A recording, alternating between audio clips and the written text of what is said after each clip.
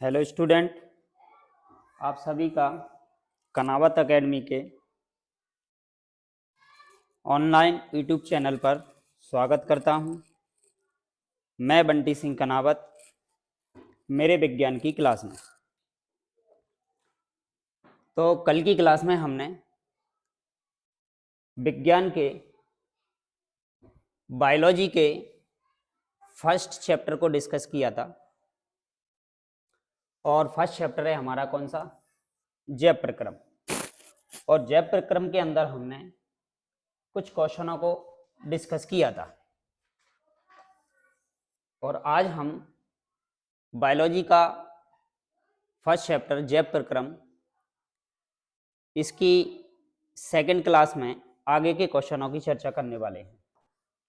तो कल तक की क्लास में हमने कौन कौन से क्वेश्चन डिस्कस किए थे उनको एक बार देखे लेते हैं। सबसे पहला क्वेश्चन डिस्कस किया था हमने, जैव प्रक्रम किसे कहते हैं। दूसरा क्वेश्चन था पोषण किसे कहते हैं। तीसरा, पोषण कितने प्रकार का होता है, उनके नाम बताइए। चौथा क्वेश्चन था पोषण, स्वपोषी पोषण किसे कहते हैं, विषमपोषी पोषण किसे कहते हैं और परजीवी पोषण किसे कहते हैं। और अगला क्वेश्चन हमने डिस्कस किया था कि प्रकाश संश्लेषण के लिए आवश्यक कच्ची सामग्री पेड़ पौधे कहाँ से प्राप्त करते हैं। और अगला क्वेश्चन था हमारे आमाशय में अम्ल की क्या भूमिका है। ये 8 क्वेश्चन हमने कल आपसे डिस्कस किए थे और आज हम अगले क्वेश्चन से चर्चा करते हैं। नेक्स्ट क्वेश्चन हमें दे रखा है कि आप पाचक एंजाइमों के क्या कार्य हैं भाई। तो भाई पाचन की प्रक्रिया में, पाचन की जो प्रक्रिया है ना, भोजन का जो हमारे शरीर में पाचन हो रहा है, वो पाचन की प्रक्रिया एक जटिल प्रक्रिया है भाई, जटिल प्रक्रिया है भाई। और इस जटिल प्रक्रिया के अंदर बहुत सारे रासायनिक पदार्थों का उपयोग होता है, तब जाके हमारे जो अंग है ना, पाचक अंग, उनके द्वारा भोजन का क्या किया जाता है, पाचन किया जाता है।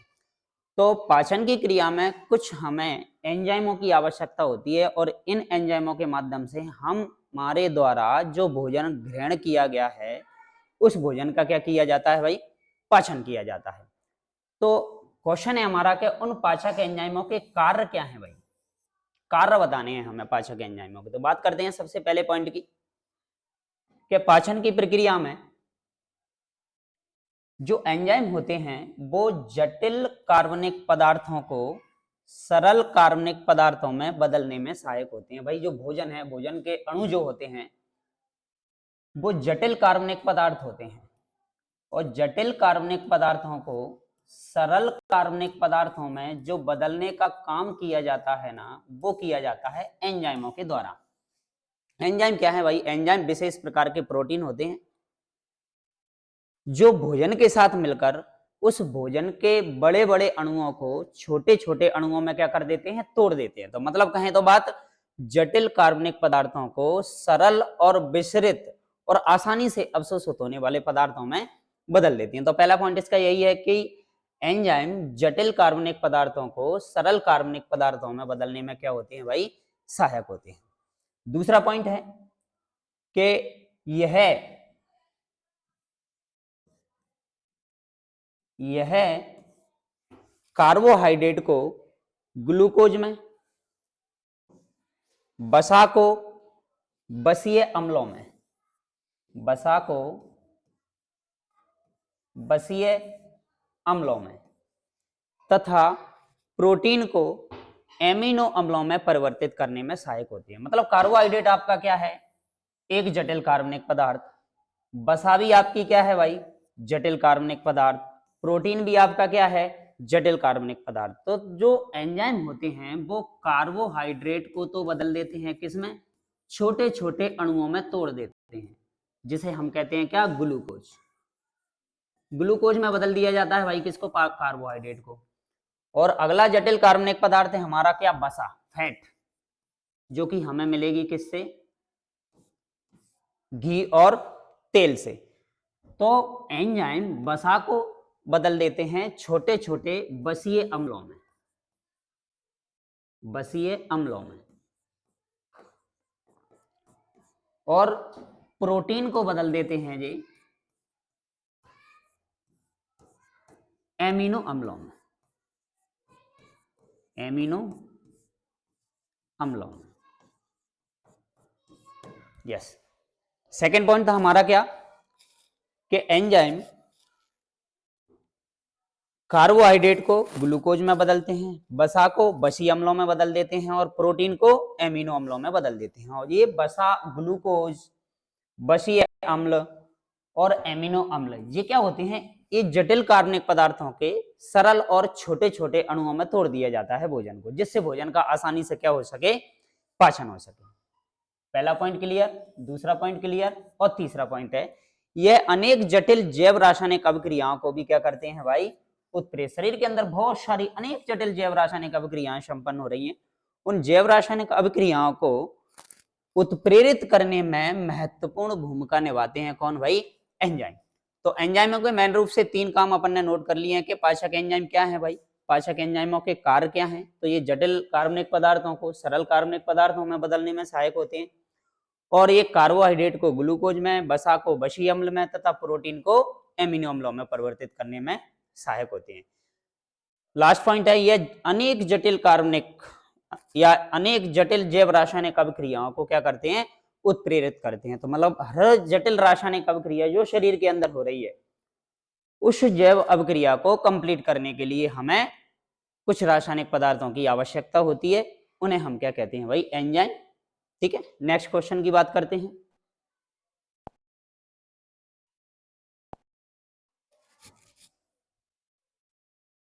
अगला क्वेश्चन हमें दे रखा है भाई कि ग्लूकोज के ऑक्सीकरण से विभिन्न जीवों में ऊर्जा प्राप्त करने के विभिन्न पथ कौन कौन से हैं भाई, बहुत इंपॉर्टेंट क्वेश्चन।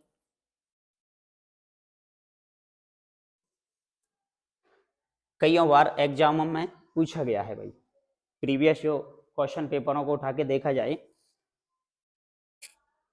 तो बहुत बार क्वेश्चन पूछा जा चुका है आपसे। तो ग्लूकोज के ऑक्सीकरण से विभिन्न जीवों में ऊर्जा प्राप्त करने के विभिन्न पथ कौन कौन से हैं भाई, ग्लूकोज C6H12O6 ये ग्लूकोज है, और इस ग्लूकोज का होता है हमारे शरीर के अंदर क्या, ऑक्सीकरण। भाई भोजन के माध्यम से हमें ग्लूकोज के रूप में क्या प्राप्त होती है, ऊर्जा, और उस ग्लूकोज का हमें करना होता है भाई पाचन। तो कोशिका के अंदर पहुंचकर ये ग्लूकोज और छोटे छोटे टुकड़ों में टूटता है, जिसके माध्यम से हमें क्या प्राप्त होती है भाई, ऊर्जा प्राप्त होती है। तो विभिन्न प्रकार के जीव जंतुओं में ग्लूकोज से ऊर्जा प्राप्त करने के तरीके अलग अलग हैं, उन तरीकों को हमें डिस्कस करना है। ठीक है, तो बात करें ग्लूकोज की, तो ग्लूकोज के ऑक्सीकरण से ऊर्जा प्राप्त होती है, और यह श्वसन की प्रक्रिया के लिए प्रमुख कच्ची सामग्री के रूप में काम करता है। कौन भाई, ग्लूकोज। और यह ऑक्सीजन की उपलब्ध मात्रा तथा जीव के प्रकार पर निर्भर करता है। ग्लूकोज के ऑक्सीकरण से हमारे शरीर को क्या प्राप्त होती है, ऊर्जा, और यह श्वसन की क्रिया के लिए मेन रूप से कच्ची सामग्री के रूप में कौन काम करता है भाई, ग्लूकोज काम करता है।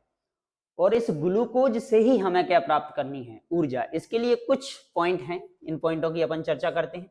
सबसे पहला पॉइंट हमें दे रखा है कि सभी जीवों में ग्लाइकोलाइसिस की क्रिया होती है, सभी जीव जंतुओं में ग्लाइकोलाइसिस की क्रिया होती है, जिसमें ग्लूकोज को पायरूवेट में बदला जाता है, जो कि 3 कार्बन वाला एक यौगिक होता है। यह प्रक्रिया कहाँ होती है भाई, कोशिका के अंदर जीव द्रव्य में होने वाली प्रक्रिया है। तो मतलब ग्लूकोज को छोटे छोटे अणुओं में तोड़ने की कुछ प्रोसेस हैं, जिसे अपन क्या कह रहे हैं भाई, ग्लाइकोलाइसिस कह रहे हैं। तो सभी जीव जंतुओं में ग्लाइकोलाइसिस की क्रिया होती है, जिसमें ग्लूकोज को किस में बदला जाता है, पायरूवेट अम्ल में बदला जाता है, जो कि कितने कार्बन वाला यौगिक होता है भाई, 3 कार्बन। और ग्लूकोज हमारा खुद कितने कार्बन वाला यौगिक है भाई, C6, कार्बन कितने हैं 6, H12 ऑक्सीजन कितने हैं 12, वो हाइड्रोजन कितने हैं 12, और ऑक्सीजन कितने हैं 6। तो ग्लूकोज कितने कार्बन वाला अणु है भाई, तो ग्लूकोज 6 कार्बन वाला अणु है। तो ये इसको बदल देता है, इस प्रोसेस में ग्लूकोज 3 कार्बन वाले पायरूवेट अम्ल में बदल जाता है। नेक्स्ट पॉइंट, अवायवीय श्वसन, जो कि ईस्ट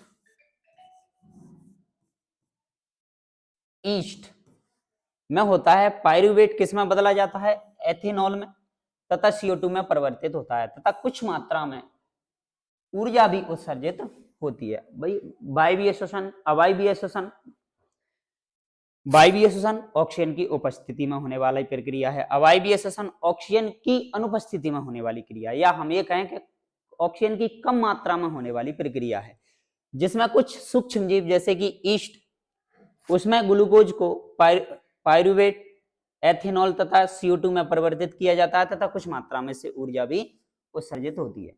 जब हम व्यायाम करते हैं या दौड़ लगाते हैं तो हमारी मांसपेशियों में पायरुवेट या लैक्टिक अम्ल क्या हो जाता है, जमा हो जाता है तथा कुछ ऊर्जा उत्सर्जित होती है। जब पायरुवेट का ऑक्सीकरण ऑक्सीजन की पर्याप्त मात्रा में होता है तो इससे CO2 तथा H2O बनता है तथा प्रचुर मात्रा में क्या होती है, ऊर्जा उत्सर्जित होती है। ग्लूकोज का पूर्ण ऑक्सीकरण की प्रक्रिया कहां पर होती है भाई, माइटोकॉन्ड्रिया में। तो इस ग्लूकोज से हमें जो ऊर्जा प्राप्त हो रही है वो ऊर्जा हमें कहां पे प्राप्त होगी भाई, माइटोकॉन्ड्रिया के अंदर ऊर्जा प्राप्त होगी। इसका एक ग्राफ है अपने पास, उसकी चर्चा करते हैं। यस, ये रहा, देखो ये थोड़ा सा शॉर्ट एक ग्राफ बना के दे रखा है जिसमें अपन को दिखाया गया है कि ग्लूकोज के ऑक्सीकरण से हमें जो ऊर्जा प्राप्त हो रही है ना, वो ऊर्जा प्राप्त करने के तरीके कैसे हैं, कौन से जीव जंतुओं में ऑक्सीजन की अनुपस्थिति में क्रिया होगी, किस जीव जंतुओं में ऑक्सीजन की उपस्थिति में क्रिया होगी और कौन से रासायनिक पदार्थों से बनने वाले हैं। तो बात करते हैं सबसे पहले ग्लूकोज की। ये रहा हमारा ग्लूकोज जिसका सूत्र है क्या, C6H12O6, जो कि कितने कार्बन वाला अणु होता है भाई, 6 कार्बन वाला अणु होता है। अब ग्लूकोज का ऑक्सीकरण हो रहा है कहां भाई, कोशिका के अंदर। तो जैसे ही ग्लूकोज कोशिका द्रव्य में पहुंचता है तो ग्लूकोज 3 कार्बन वाले अणु में बदल जाता है जिसका नाम है क्या, पायरुवेट। तो कोशिका द्रव्य में पहुंचकर ग्लूकोज 6 कार्बन वाले अणु से कितने कार्बन वाले अणु में बदल जाता है, 3 कार्बन वाले अणु में बदल जाता है जिसका नाम है क्या, पायरुवेट में। तो ग्लूकोज किस में चेंज हो गया भाई, पायरुवेट में चेंज हो गया। अब इस पायरुवेट से हमें 3 तरीके से ऊर्जा प्राप्त होती है। पायरुवेट से हमें 3 तरीके से ऊर्जा प्राप्त होती है। एक है ऑक्सीजन की अनुपस्थिति में होने वाली प्रक्रिया, जो कि किसके अंदर हो रही है, ईस्ट के अंदर। ऑक्सीजन की अनुपस्थिति में होने वाली प्रक्रिया कहां हो रही है, ईस्ट के अंदर। तो मतलब यहां पर पायरुवेट से जो ऊर्जा मिलने वाली है वो ऊर्जा, वो पायरुवेट का विखंडन जो होने वाला है ईस्ट के अंदर, वो ऑक्सीजन की अनुपस्थिति में होने वाला है। और पायरुवेट के विखंडन से हमें एथेनॉल मिलेगा, कार्बन डाइऑक्साइड मिलेगा और ऊर्जा मिलेगी। एथेनॉल मिलेगा, कार्बन डाइऑक्साइड बनेगा ethanol, C2H5OH, C2H5OH, carbon dioxide CO2, C2H5OH। तो यहाँ पे पायरुवेट के विखंडन से ऑक्सीजन की अनुपस्थिति में ईस्ट में कितने कार्बन वाला अणु बन गया भाई, 2 कार्बन वाला अणु में बदल गया। मतलब 3 कार्बन वाला पायरुवेट अम्ल ऑक्सीजन की अनुपस्थिति में ईस्ट कोशिका में जाके एथेनॉल, जो कि 2 कार्बन वाला पदार्थ है, उसमें बदल गया और कार्बन डाइऑक्साइड हमें मिली और साथ में हमें क्या प्राप्त हो गई, ऊर्जा। ठीक है। दूसरा पॉइंट है इसका कि ऑक्सीजन के अभाव में, ऑक्सीजन का अभाव मतलब ऑक्सीजन है तो सही लेकिन क्या है भाई, कम है, ऑक्सीजन की कमी है यहाँ पर। और ऑक्सीजन की कमी हमारी मांसपेशियों के अंदर हो रही है भाई, पेशी कोशिकाओं के अंदर। और हमारी मांसपेशियों में ये पायरुवेट अम्ल विखंडित होकर ऑक्सीजन की कमी में बदल जाता है, काय में, लैक्टिक अम्ल के अंदर। और लैक्टिक अम्ल वाला हमारा कितने कार्बन वाला अणु है भाई, 3 कार्बन वाला। और हमें क्या प्राप्त हो जाती है, इससे ऊर्जा प्राप्त हो जाती है। क्लियर। तीसरा पॉइंट हमारा कि ऑक्सीजन की उपस्थिति में, ऑक्सीजन की उपस्थिति में होने वाली प्रक्रिया होती है कहां, माइटोकॉन्ड्रिया के अंदर। और माइटोकॉन्ड्रिया के अंदर ग्लूकोज पायरुवेट अम्ल में विखंडित हुआ, पायरुवेट फिर विखंडित हुआ किसमें, कार्बन डाइऑक्साइड में CO2 में, और काय में, जल में H2O में, और साथ में हमें इससे क्या मिल गई, ऊर्जा मिल गई। तो इस तरीके से ग्लूकोज कोशिका के अंदर पहुंचकर कोशिका द्रव्य में पायरुवेट अम्ल में विखंडित होता है, 3 कार्बन वाला अणु बनाता है। और ये प्रक्रिया फिर 3 चरणों में पूरी होती है। एक होती है ऑक्सीजन की अनुपस्थिति में, जो कि ईस्ट के अंदर होने वाली प्रक्रिया है, जिसमें पायरुवेट विखंडित होकर एथेनॉल और कार्बन डाइऑक्साइड और ऊर्जा प्रदान करता है।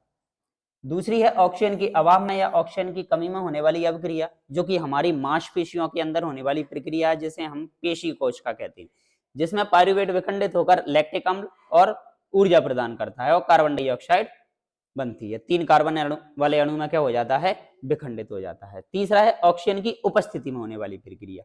याद रखना है, ऑक्सीजन की उपस्थिति में होने वाली प्रक्रिया कहाँ होती है भाई, माइटोकॉन्ड्रिया के अंदर होती है, और इसमें ग्लूकोज विखंडित होकर क्या बना देता है, कार्बन डाइऑक्साइड और जल बना देता है। इस तरीके से विभिन्न प्रकार के जीव जंतुओं को ग्लूकोज के ऑक्सीकरण से अलग अलग तरीके से क्या प्राप्त होती है भाई, ऊर्जा प्राप्त होती है। तो मेन रूप से ग्लूकोज का काम क्या है, हमारे शरीर को ऊर्जा देना। क्लियर बात, ये था आपका ये क्वेश्चन। तो ये क्वेश्चन का ग्राफ जो है, जो बना हुआ है, वो एग्जाम में पूछा जा चुका है भाई। नेक्स्ट अगला क्वेश्चन दे रखा है हमें क्या, कि हमें हमारे जैसे बहुकोशिकीय जीवों में ऑक्सीजन की आवश्यकता को पूरा करने में विसरण क्यों अपर्याप्त होता है भाई। अब भाई जीव जंतुओं की बात की जाए तो बहुकोशिकीय जीव जंतु मतलब ऐसे जीव जंतु जिनका जो पूरा शरीर है ना, वो बहुत सारी कोशिकाओं से मिलकर बना हुआ है। ऐसे जीव जंतु जिनके शरीर का निर्माण बहुत सारी कोशिकाओं से हुआ है, जैसे कि मानव और भी विभिन्न प्रकार के जीव जंतु। तो उनके अंदर ऑक्सीजन प्राप्त करने के लिए विसरण अपर्याप्त होता है भाई। विसरण के माध्यम से हम ऑक्सीजन प्राप्त नहीं कर सकते। तो हमें क्या है कि हमारे शरीर में और विभिन्न प्रकार के अंगों की जरूरत होगी, जो अंगों के माध्यम से हम क्या प्राप्त करेंगे, ऑक्सीजन प्राप्त करेंगे। तो हमारे जैसे बहुकोशिकीय जीव जंतु जो होते हैं ना, वो ऑक्सीजन शरीर के सभी भागों को आवश्यकता होती है, तथा इन जीवों में सभी कोशिकाएं हमारे आसपास के पर्यावरण के सीधे संपर्क में नहीं होती हैं भाई। और इसलिए विसरण के माध्यम से हम इस ऑक्सीजन की कमी को क्या नहीं कर सकते हैं, पूरा नहीं कर सकते हैं। इसलिए हमें विसरण के माध्यम से बहुकोशिकीय जीव जंतुओं को ऑक्सीजन की आवश्यकता पूरी नहीं की जा सकती है। लेकिन विसरण के माध्यम से कुछ जीव जंतुओं के अंदर जितनी उनको ऑक्सीजन की आवश्यकता है, उतनी ऑक्सीजन पर्याप्त मात्रा में उपलब्ध हो जाती है। लेकिन हमारे जैसे जीव जंतुओं की सारी कोशिकाएं हमारे पूरे वातावरण के संपर्क में है, और प्रत्येक कोशिका को ऑक्सीजन की आवश्यकता होती है, और इतनी ऑक्सीजन हमें विसरण के माध्यम से नहीं मिल सकती। इसके लिए बहुकोशिकीय जीव जंतुओं के अंदर विशेष प्रकार के अंग पाए जाते हैं, और इन अंगों के माध्यम से ये जीव जंतु ऑक्सीजन प्राप्त करते हैं। जैसे बात करें अपन फेफड़े, ये फेफड़े हमें वातावरण से क्या प्रदान करते हैं भाई, ऑक्सीजन प्रदान करते हैं, और फेफड़ों के माध्यम से हमें क्या प्राप्त होती है, ऑक्सीजन। तो हम विसरण के माध्यम से ऑक्सीजन प्राप्त नहीं कर सकते, या हमारे शरीर के सतह के माध्यम से, त्वचा के माध्यम से हम शरीर को क्या प्रदान नहीं कर सकते हैं, ऑक्सीजन प्रदान नहीं कर सकते। तो हमें हमारे विशेष शरीर में विशेष अंगों की आवश्यकता होगी, जिससे हमें ज्यादा मात्रा में ऊर्जा वातावरण से क्या कर सकें, ग्रहण कर सकें। ठीक है, ये था हमारा 11वां क्वेश्चन। अगला क्वेश्चन है कि पचे हुए भोजन को अवशोषित करने के लिए क्षुद्रांत को कैसे अभिकल्पित किया गया है भाई। बात करते हैं भाई क्षुद्रांत, जब हम बात आहार नाल की करते हैं, आहार नाल, तो आहार नाल में हमारा एक भाग है जिसका नाम है क्या भाई, आंत। क्योंकि भोजन का पाचन और जो अवशोषण होने वाला है ना, वो हमारी आंत के अंदर होने वाला है। और हमारी आंत के भाई 3 भाग हैं, तो सॉरी 2 भाग हैं, एक छोटी आंत और एक बड़ी आंत। छोटी आंत को 3 भागों में बांटा गया है और बड़ी आंत को भी 3 भागों में बांटा गया है। तो उनमें से हमारा एक पहला भाग है क्या, क्षुद्रांत। तो पचे हुए भोजन का अवशोषण जो होता है ना, वो काय के अंदर होता है, आंत के अंदर। आंत के कौन से भाग के अंदर होता है भाई, क्षुद्रांत के अंदर होता है।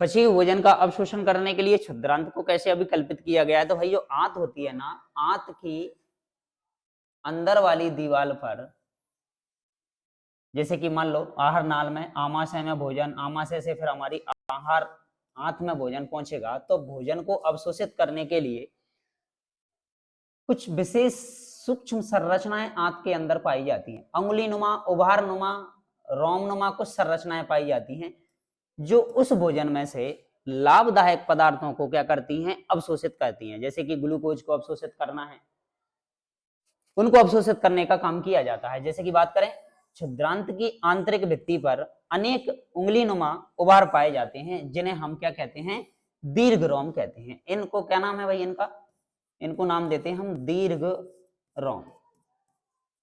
दीर्घ रोम कहां पाए जाएंगे भाई, ये आंत की आंतरिक भित्ति पर, जहां पर भोजन जहां से निकल कर जा रहा होगा, कौन सा, पचा हुआ भोजन जहां से निकल कर जा रहा होगा, उस पचे हुए भोजन में जो पौष्टिक पदार्थ हैं उनको इन दीर्घ रोमों के द्वारा अवशोषित किया जाएगा और कहां मिला दिया जाएगा, खून के अंदर मिला दिया जाएगा।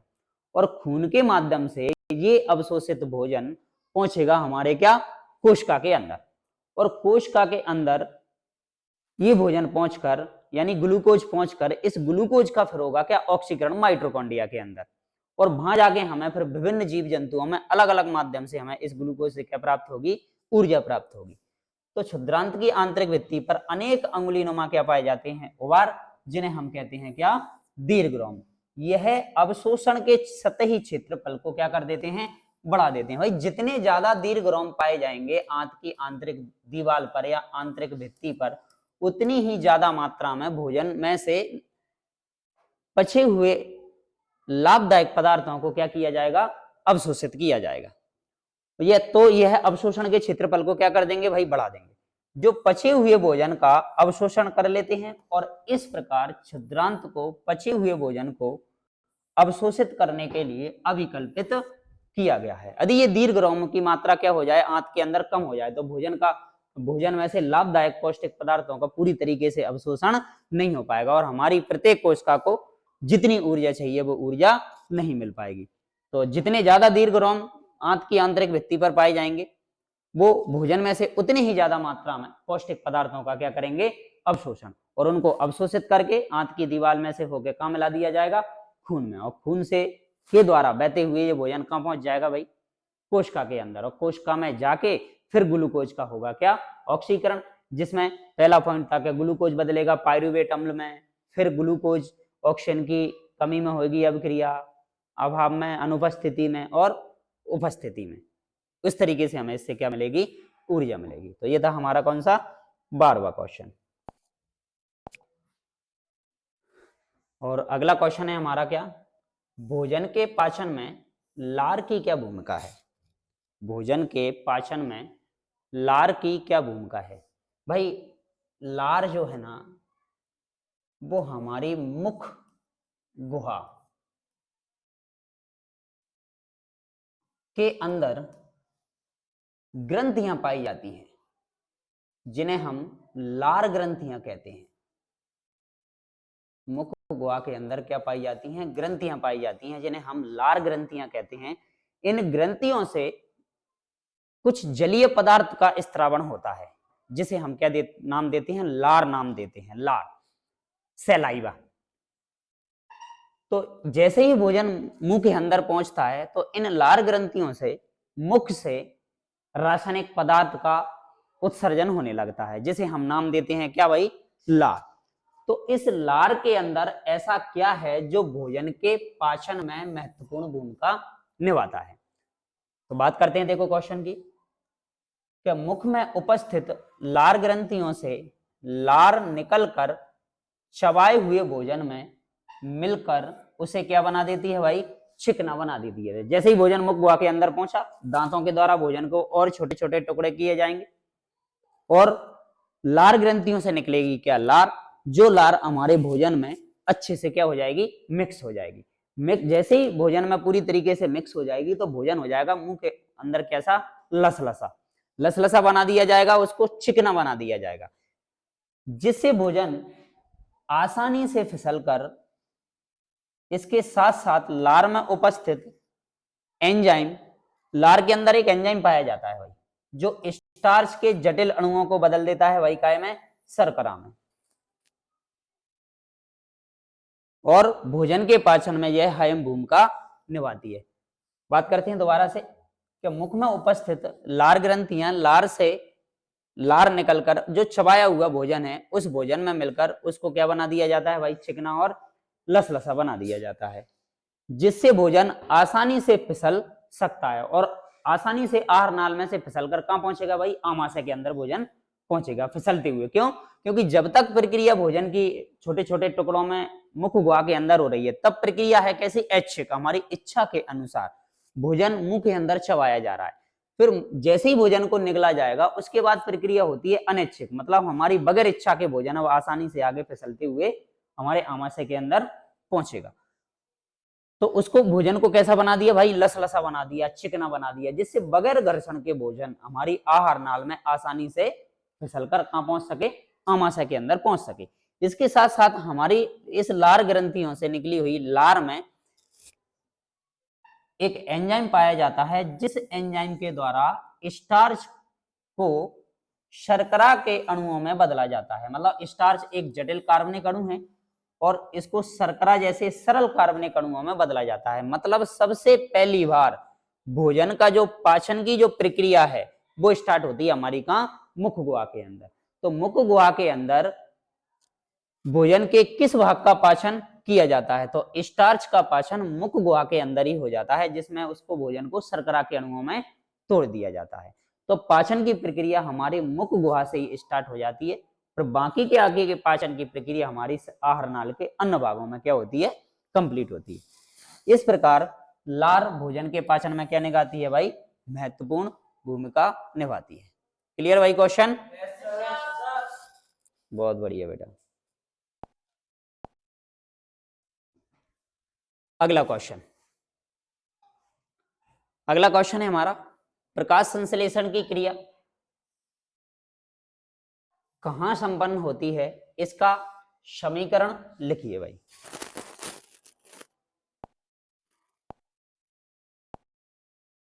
प्रकाश संश्लेषण की क्रिया कहां संपन्न होती है, इसका समीकरण लिखिए भाई। नाम सुना होगा, पेड़ पौधों के अंदर प्रकाश संश्लेषण की प्रक्रिया होती है और प्रकाश संश्लेषण की प्रक्रिया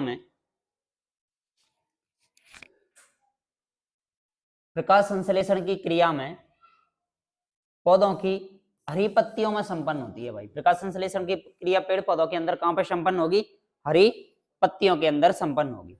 इसका समीकरण क्या है भाई, प्रकाश संश्लेषण की प्रक्रिया करने के लिए पेड़ पौधों को चाहिए सबसे पहले क्या, कार्बन डाइऑक्साइड। ये कार्बन डाइऑक्साइड पेड़ पौधों को कहां से मिलेगी भाई, ये मिलेगी इनको वातावरण से।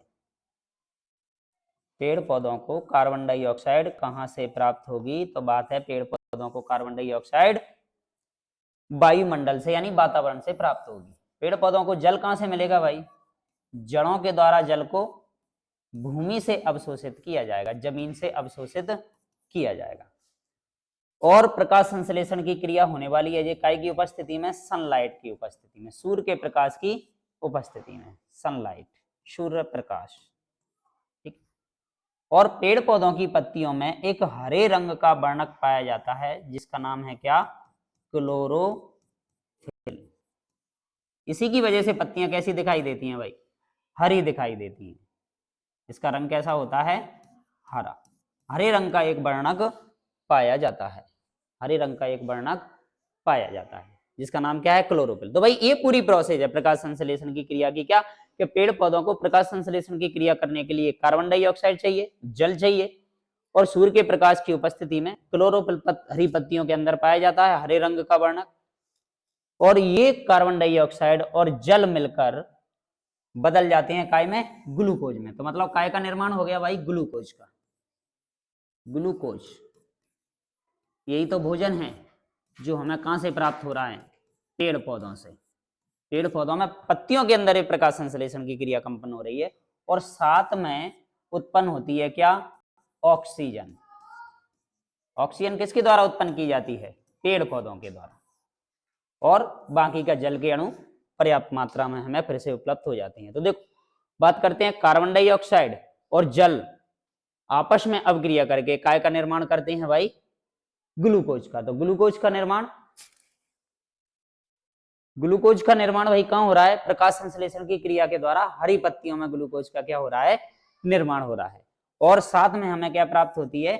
ऑक्सीजन प्राप्त होती है। तो प्रकाश संश्लेषण की क्रिया कहाँ संपन्न होती है और इसका रासायनिक समीकरण क्या है? तो प्रकाश संश्लेषण की क्रिया पेड़ पौधों की हरी पत्तियों में संपन्न होती है।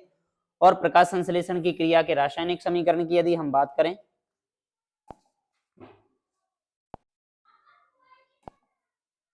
तो ये रहा प्रकाश संश्लेषण की क्रिया का रासायनिक समीकरण, जिसमें कार्बन डाइऑक्साइड, जल,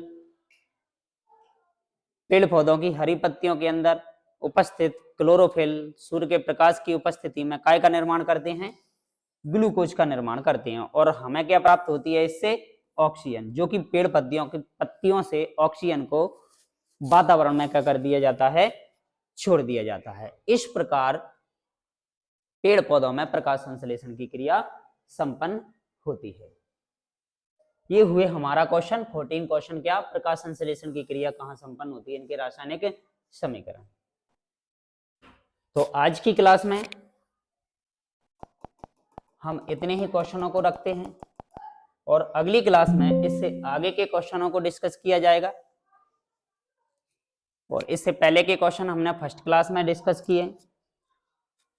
और अगली क्लास लेने के लिए आप सभी लोग चैनल को लाइक करो, सब्सक्राइब करो और बेल आइकन दबाना ना भूलें, और जिससे कि आपको अगली क्लास का नोटिफिकेशन मिलता रहे।